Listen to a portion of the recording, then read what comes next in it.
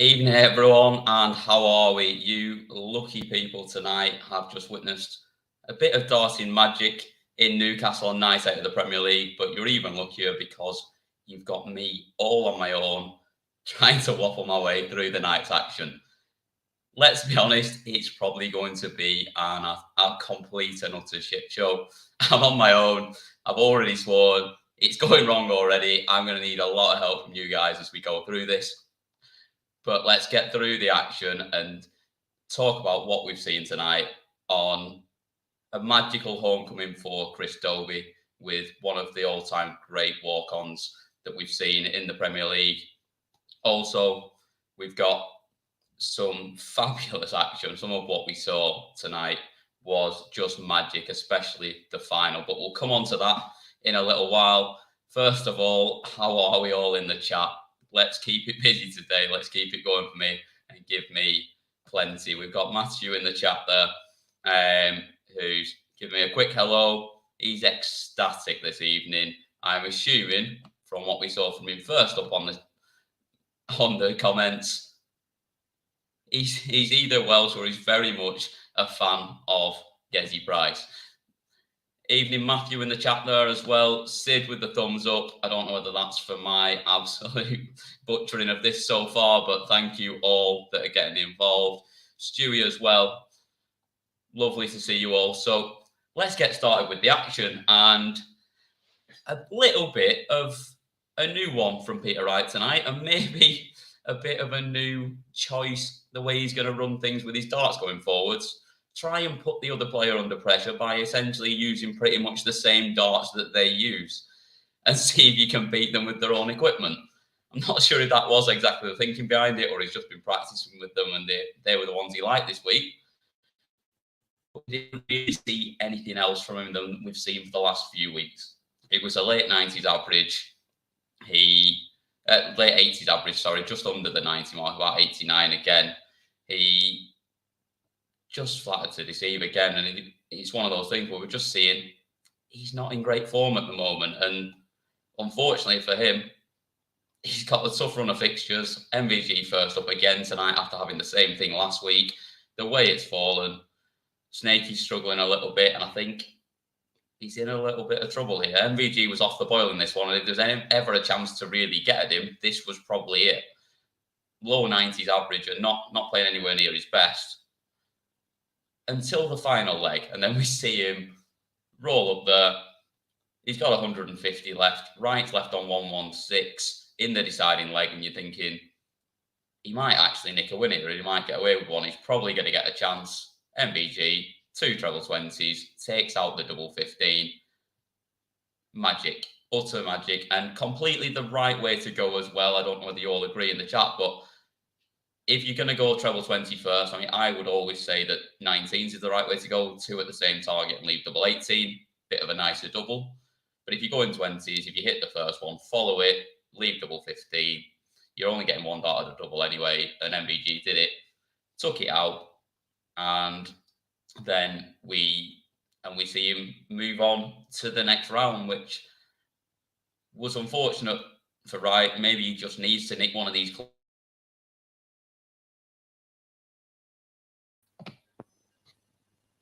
It's going well already. We've just lost me for a second there. My speeds just took me out of thing, but just left you with the background, which is brilliant.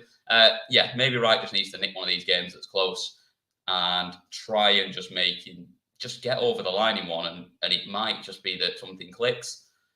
But unfortunately, he's not getting the opportunities, and people just beating him every time. And that magic shot from MVG was enough to get him over the line.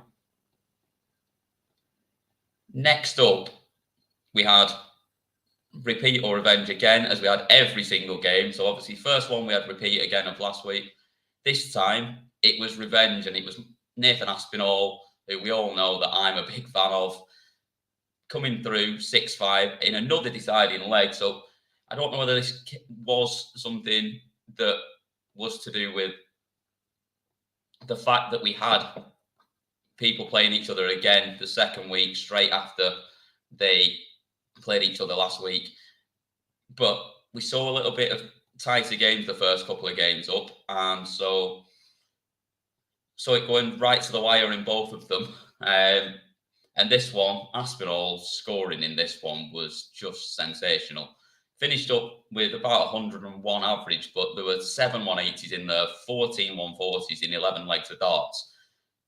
It was difficult for Dobey to live with, but Dobey still once again went 3-1 up in this one, took the early lead like he did last week, and you're thinking, are we getting repeat again here?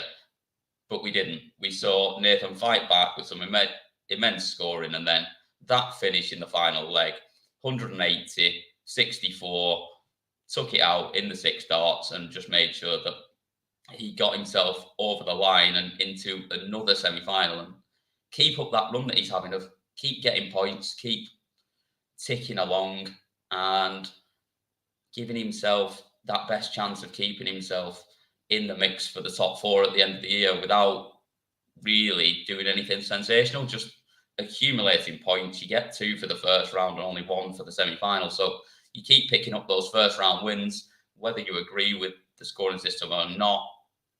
Be honest, not one that I really agree with. I think there should be either the same points for all, or if you're going to give 1 less point for any round, surely that should be the first round, and then you get more for getting through semi-finals and winning finals. But I'm not in charge, and there's probably a good reason for that, looking at how this is going so far.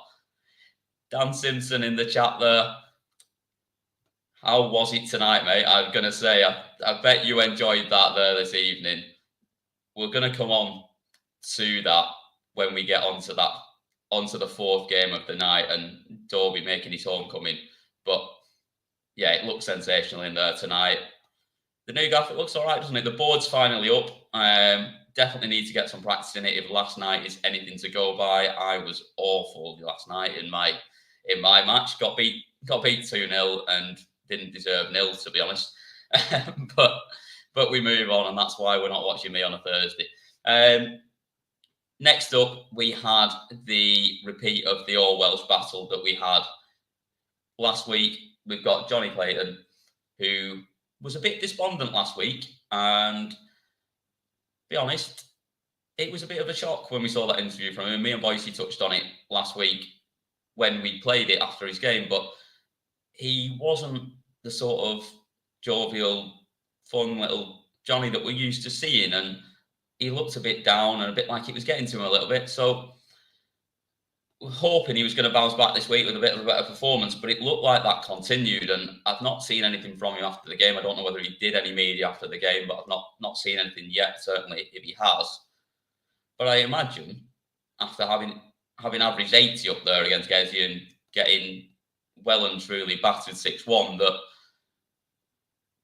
I don't think his mood will have improved so much, to be honest. We know he also got beat on Friday or Saturday night in an exhibition by Gezi in the final there as well. That was 8-1, I think it was, in the final, with Gezi averaging about 105, and Price didn't need to be anywhere near that level to beat him tonight. He's just cruised through it, just solid 3 180s, comfortable play, and just did what he needed to. He got to 3-0 up pretty quickly and just cruised on from there. And to be honest, Johnny was probably lucky to get a leg out of this one. It's a little bit worrying, the fact that just the despondency that there was last week after the result, and then to follow it up with this again this week, it's got to be a little bit of a worry for Johnny, and he's starting to sort of fall down the table and fall into that mix with Peter Wright at the bottom, where they're struggling right now and they're getting further and further away from that top 4, and without a change in fortunes pretty quickly, they're going to be 2 that are going to be basically just playing spoiler for the rest of the year and just seeing whether they can take points off people that are in the running. Jamie in the chat there as well. Good to see you in there, Jamie. Standard Arts pretty poor tonight besides Gezi in the final. Some of it was, yeah, I've got to say. Johnny's performance pretty poor. I mean, I thought Ash was very good in his game against Dimmy. Thought Dobey and Smith was actually a decent game, to be honest, which we're going to come on to now. I thought they both performed quite well and sort of handled the atmosphere really well. going to throw Dan's comment back up on the screen again, but atmosphere unbelievable in there tonight. Now, that walk-on of Chris Dobey tonight, they made some serious event of it, and it was spine-tingling. It was unbelievable, that walk-on, and the reception that he got. The flags up on the stage, they just made it a real event, a real homecoming. Maybe overdid it a little bit, because obviously nobody else has kind of had that sort of treatment so far. However, I thought both players actually really dealt with this well, and it would have been very easy, certainly for Dobey as well, with the excitement and the adrenaline that would have been going following that walk-on, to sort of crumble a little bit under the pressure and maybe not play as well as we know he can. But both players came out. It was a good game. It was good back and forth. Just a little one. Quick question in the chat. Anyone want to get involved here? Cheers, God. Thank you for getting involved. Here he is. Terrible Wi-Fi in Blackpool, so he tells me. I think he just didn't fancy it. He's just wanted to see how I get on my own hosting this and see how many people I could bore to sleep in this late Thursday evening. Yeah, quick question for the chat and everyone watching. What do we think? Dobey's walk-on tonight, better than Willie O'Connor in Dublin a couple of years ago? Let's have a little vote. What do we think? Who are we having? Dobey tonight or Willie O'Connor with Zombie in Dublin? Back to the game, though, while you all get involved on that. Evening, Preston. Thank you for getting involved as well. Dobey really good here. There was a big moment in this match, I thought, to get back to 3-all when Dobey took out the 280 in 5 darts, the 180 followed by the 100 in 2. It was just really impressive, and it was a big turning point. I think from there, he never really looked back. I think if he hadn't won that leg, you might have seen Smith go on. If he could have gone 4-2 up there and maybe gone and won it. But I think his composure was just better from that point. It was exactly what he needed at that point. He needed a big visit. He needed to get himself sort of stamp his authority on the match there at that point, and he did, and went on and won it. And I thought probably at this point, despite how Aspinall played, I thought this was probably performance of the night. But in the end, it wasn't, and we'll come on to that shortly, because the ending to this game, to this night, was fantastic, and we will come to that. There were a couple of performances in there that weren't so good after that. Dan Simpson giving a shout there. The flags came from Newcastle. They're usually there on a match day. I thought they only had green and white flags there now. I thought now since the takeover, maybe that's why they were spare for this evening. I don't know. Before we offend anyone in the chat, can't beat a bit of zombie. Jamie's with me on this one. I think Willie was probably still a little bit better. Mark maybe not agreeing so much. And what's Dan saying here? I think you're right there, to be honest. Yeah, it was a bit. There was a bit more about it tonight. Obviously, you were there. You saw it firsthand as well. Sid thought it was too much Geordie. I don't know whether he's talking about the darts itself or whether he's talking about Dan Simpson. If you could clarify that, Sid, that'd be great. But on to the semi-finals, and Nathan Aspinall coming off one of the performances of the night to play MVG, who probably was a bit below his best in the quarterfinals. I think it's fair to say, but just about snuck over the line against Peter Wright. He didn't sneak over the line in this one, and 6-0 win for MVG. Absolutely running through Asp. Aspinall was 0 from 8 on the double, obviously not, because he didn't win a leg. But yeah, 8 missed doubles, a lot of those coming in leg 3, which I thought was sort of the real turning point. I know he was a breakdown at that point, but if he could have held got it back to 2-1, it's maybe a very different game. However, they both had a bit of a moment on the outer ring. There were multiple missed darts from both of them. After Aspinall missed the second time, another 3 darts at double. I said in the group chat, I said, this is 6-0 this, because I just thought as soon as MVG gets that second break, the way Nathan was playing in this game, I just couldn't see him coming back. And for once, I was right, which we don't see very often, especially if we're following my predictions from last week, where I'm fairly sure I predicted that Michael Smith would absolutely rout Chris Dobey and Chris Dobey wouldn't handle the pressure. Didn't happen, as usual. Nobody follow my betting tips. It's never a good idea. But yeah, not a lot else to say about this game, really. Again, Van Gerwen didn't need to be anywhere near his best to get the result. And yeah, he wasn't. What I'm just going to circle back to here, because I have forgotten to do it, and this is me on my first go at hosting this show, having to do it on my own. After the semi-finals, after the quarterfinals, sorry, we actually heard from Chris Dobey. He's talked to Phil after the game, and we've got a little clip of it. The full interview will be up on the YouTube, so you go watch this in full afterwards. If you don't already, just dip out and watch it because you're having to deal with listening to me on my own. But after we're done tonight, nip over and watch the full thing. But here was Chris Dobey after his win. 100%, I can't lie. I'm the one that's normally as calm as anything, and tonight I felt it. I felt something different, and I think you can see my performances. I wasn't settled in any of the games, but yeah, I loved every minute of it. The week you've had as well, it's been quite traumatic, obviously, from last week, losing your luggage, playing with other people's darts on the Pro Tour, and then getting back late yesterday. Has that all had an effect as well? Not the ideal preparation heading here? Yeah, well, I only had one day with my own darts and own clothes, so yeah, it did play a part, but obviously I know I was going to be in that position, obviously with the travelling and stuff, so it's up to me to make that work, and obviously I think the moment got the better of us tonight, and on to next week. So as you can see there, he felt the moment got the better of him a little bit in that semi-final, which we'll talk about in a moment. I thought he was a little harsh on himself there. I thought he was fantastic in the first game, and to handle it the way he did and go on and win it.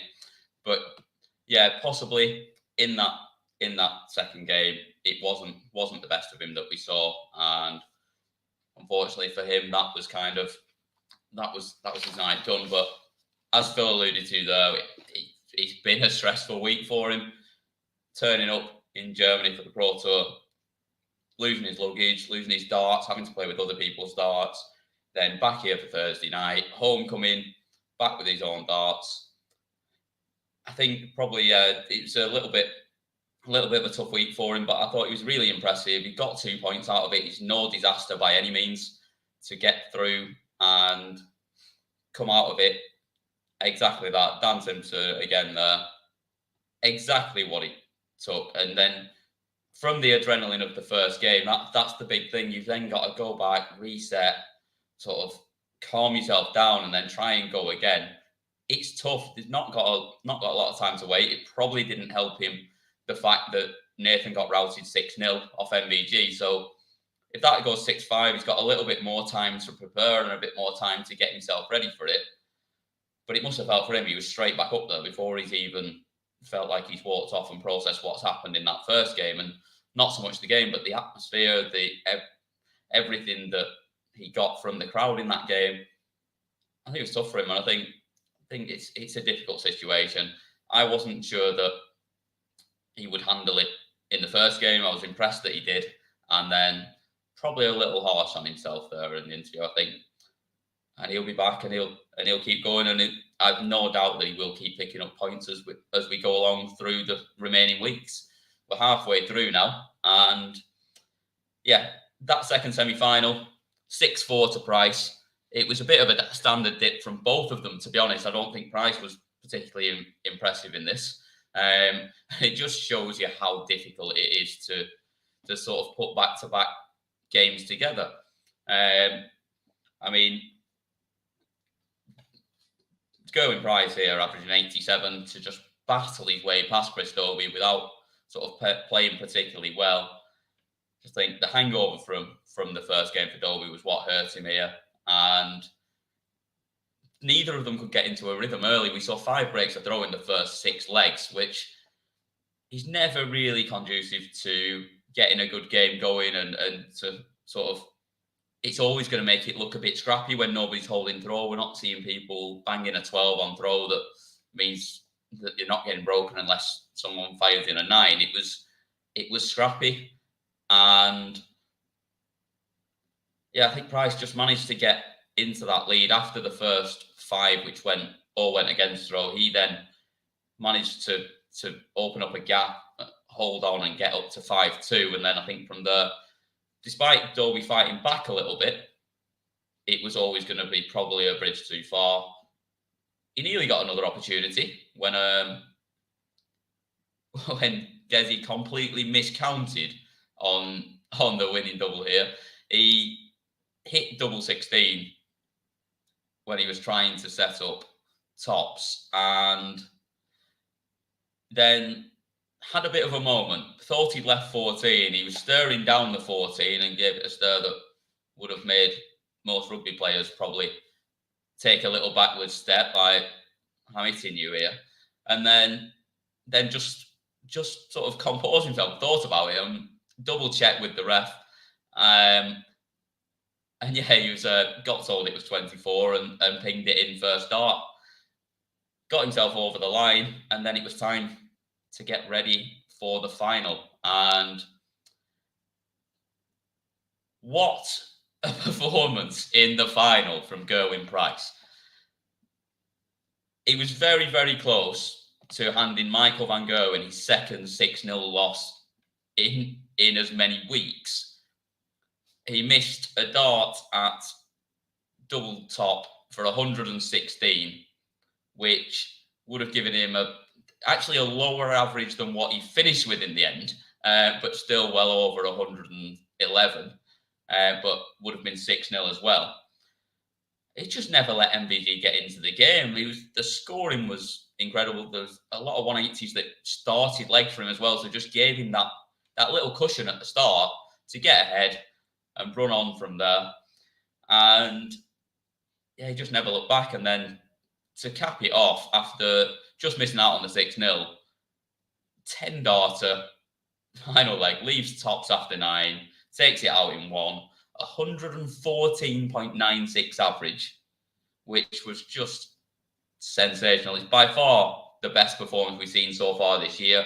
It made Michael van Gerwen look very, very average. And as Preston says in the chat, he was pretty much unbeatable. I don't think anyone could have beaten him tonight.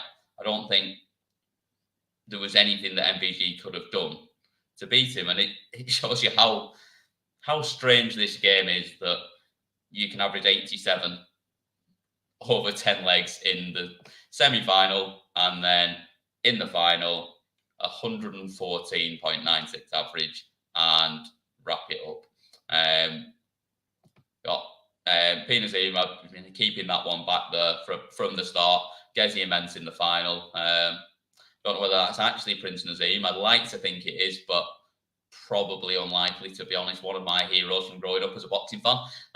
But yeah, what a final from Gezi, and lays a bit of a marker down to say that this isn't going to be his usual Premier League, where we've seen him struggle a little bit in this event and not exactly always covered himself in glory in it.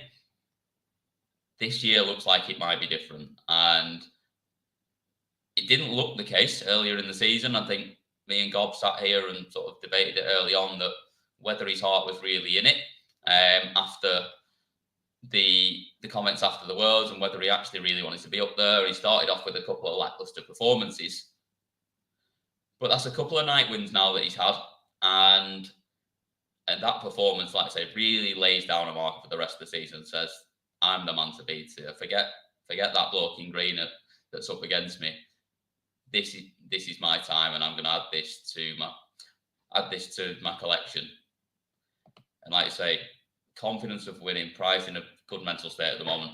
Yeah, David P, I think you're absolutely right. He just looks confident up there, and he's turning it into results and making it look like not only is he here to stay, but also that he's here to win as well. And yeah, I think Preston, you're spot on there. I think it's one of the things that he seems to be a little bit smarter in interviews now. He knows that he needs to get the crowd on side a little bit and tell them the fact that they're actually helping him when they're on his back, and sort of letting him play his best game, but also having him in the right mental state to play his best game, and not, because I think when he tightens up a little bit and he thinks, I'll bloody show you, nearly went to someone else then. But when he's thinking that, I don't think he plays anywhere near his best. I think there's been occasions when he first maybe started that he used to do that, but now I don't think we see it from him anywhere near as much that he pulls out those performances at that times. But with the crowd on his side, he is a worry for everybody. Dan Simpson, bring you in again there. Yeah, I agree there. I think absolutely Dobey would have taken that at the start. Maybe not after week one, just when he was riding the wave of the Masters win, went and won the first week. He'd probably been hoping at that point that maybe at halfway stage he'd be in the top 4, maybe top 1 or 2 if he could keep that run going. However, I think if you'd asked him before the Masters, he'd have took being in there and being in Peter Wright's spot, I think, to be honest. But once he was in there, I think you could have said you're within 2 points. So one win next week, he could be in the top 4.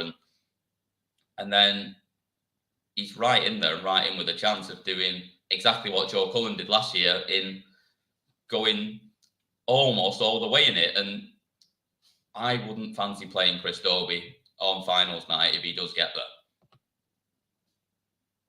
Yeah, Preston sort of echoing Dan's comments there as well. He just seems more confident as well. Yeah, it does. There's a little bit more composure, which is probably not something that we've levelled at him a lot of times over the last few years, but I think he looks like he belongs on that stage.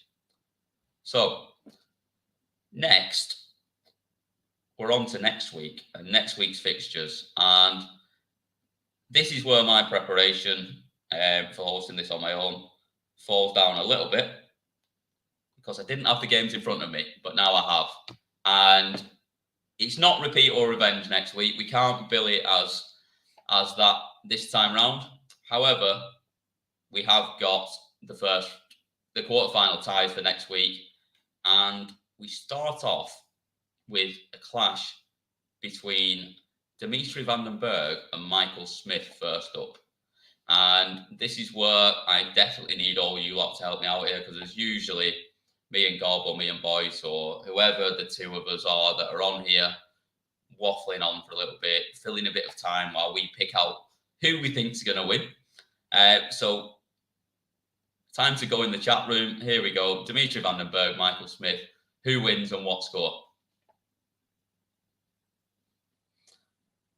While you're having a chance to type that out, Dan Simpson, thank you for being the first one in there.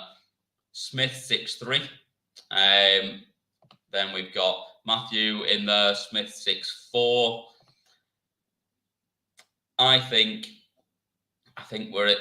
you're both on the right side of this. Mr. David again, Smith 6-3 again, I think. Yeah, 6-4 from Preston.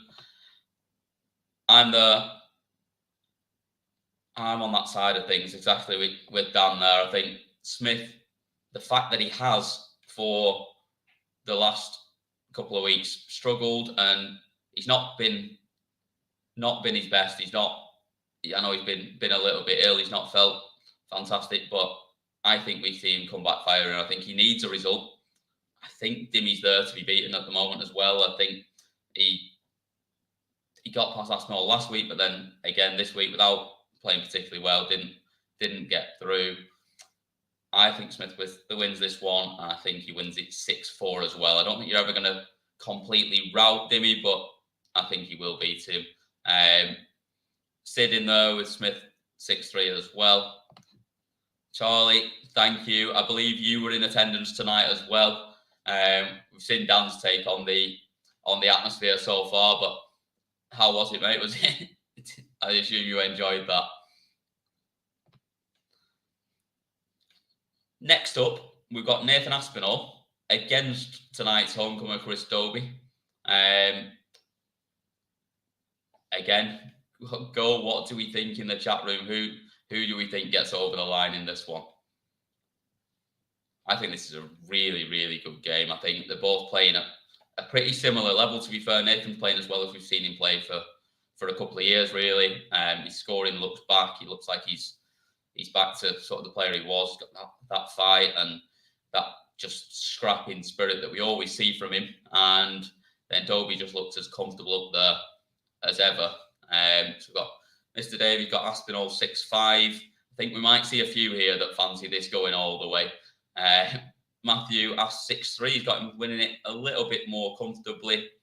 Dobey 6'5" from Dan Simpson. I'm sure there's no home bias there whatsoever on that one. And we've got Aspinall 6'5" from Preston as well.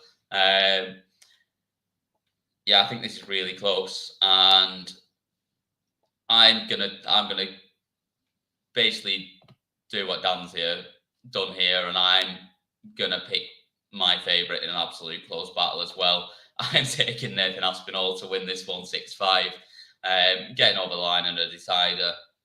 Fancy he takes out a decent little finish, little ton plus to take it out with Dobey sat on a double. It's a bit of a bold prediction. We're going a bit far here. Absolutely gone rogue here by being left on my own. Sid in there as well. Aspinall 6'5" as well. So yeah, I think we've got pretty much everyone's fancying this one's going all the way. We're not getting an early night in this one. Should have draws again. I agree, and I don't think I loved the draws. Obviously, it doesn't work for this format unless you go to a penalty shootout, sort of 9-dart shootout, if it's a draw. But no, the old draws when you could when you could do it back in the day, it's a bit of fun. Did like a draw, not just for the punting aspect that if you could get a couple of them in your hack on the night, you could make a decent return. But yeah, just a little bit more fun. Next game up, and we are back to Johnny Clayton and up against Michael van Gerwen, which for a man that's struggling a little bit in Johnny Clayton and not playing particularly well, it's probably not the draw you would have wanted at this stage. A bit like Peter Wright tonight. I think he's in that similar sort of range. Can he do it though? Can Johnny Clayton nick a win against Van Gerwen and try and get his Premier League campaign back on track? What do we think?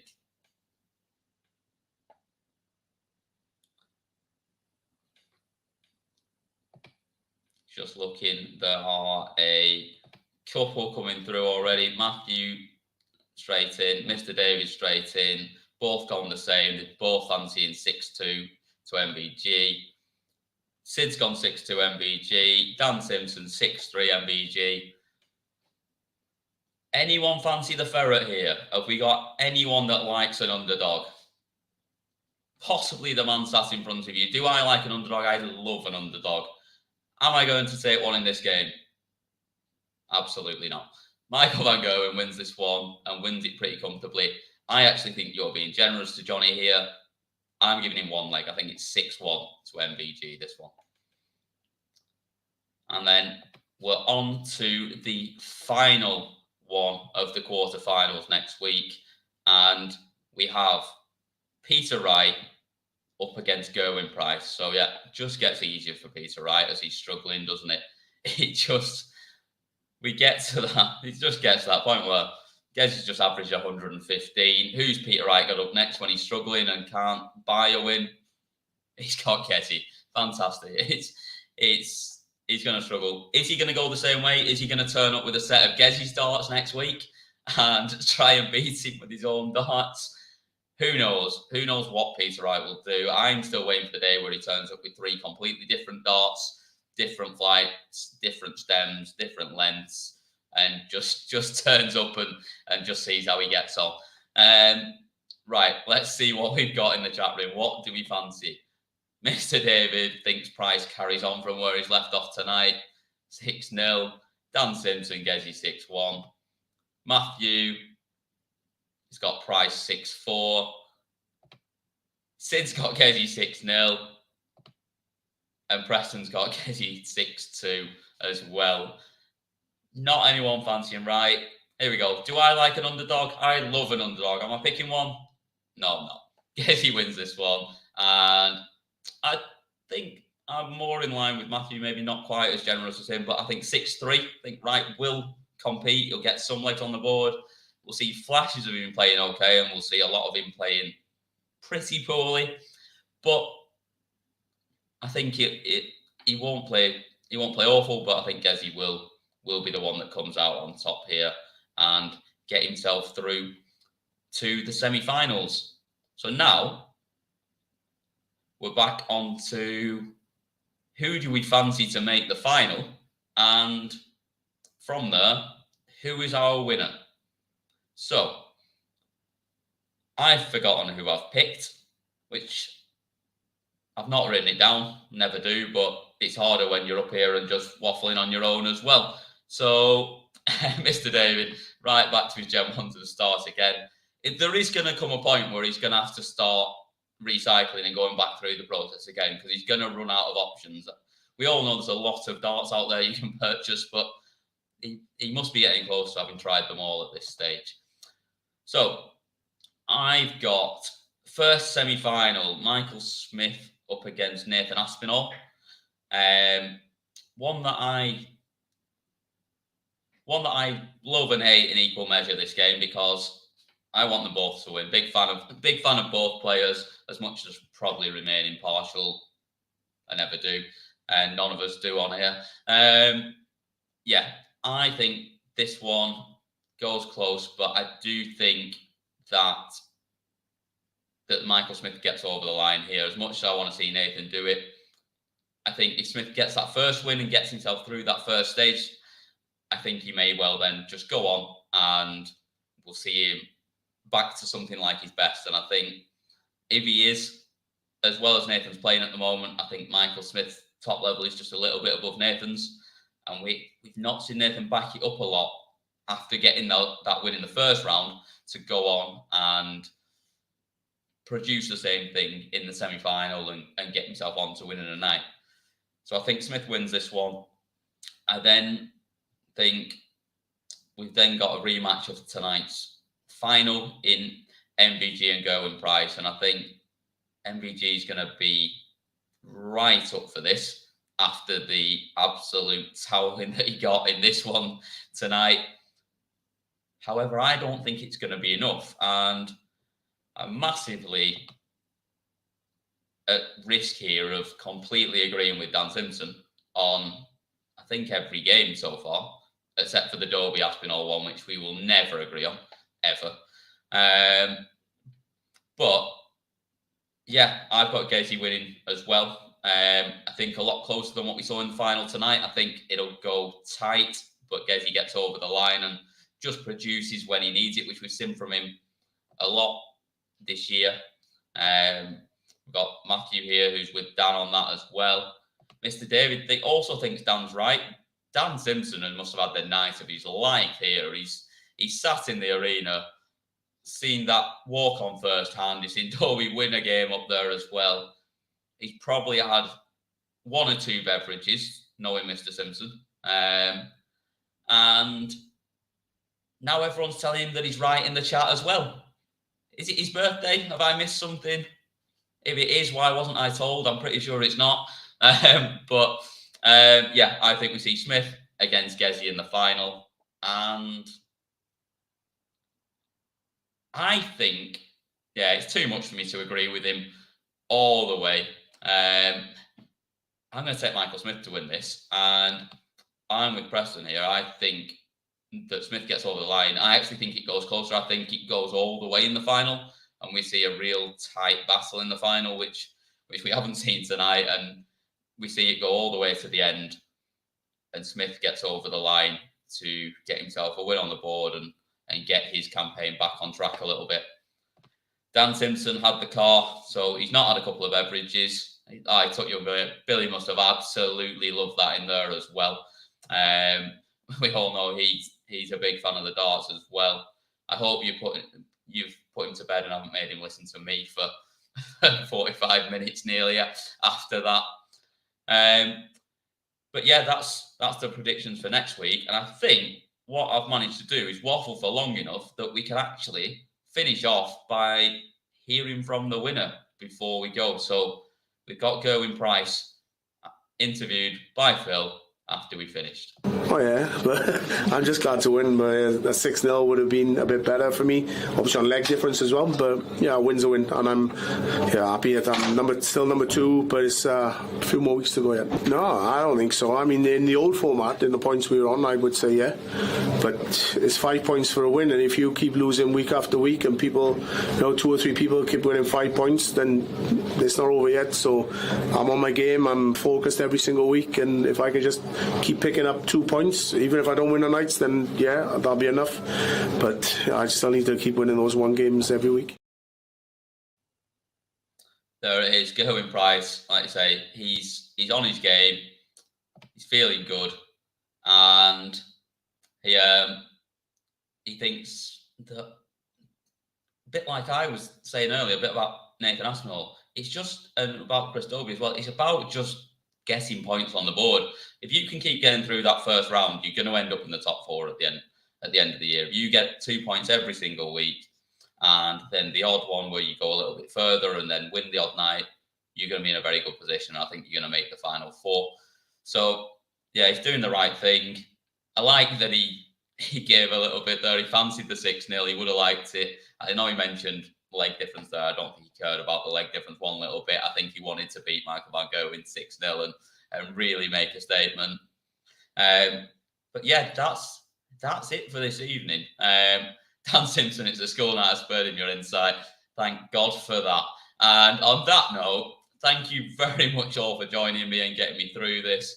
It has been a strange experience, I'll be honest, sitting here on my own and waffling about it. I hope it's not been too boring. I hope you've all enjoyed it. And thank you very much for watching. And we will see you, as usual. We've got the live lounge on Monday evening.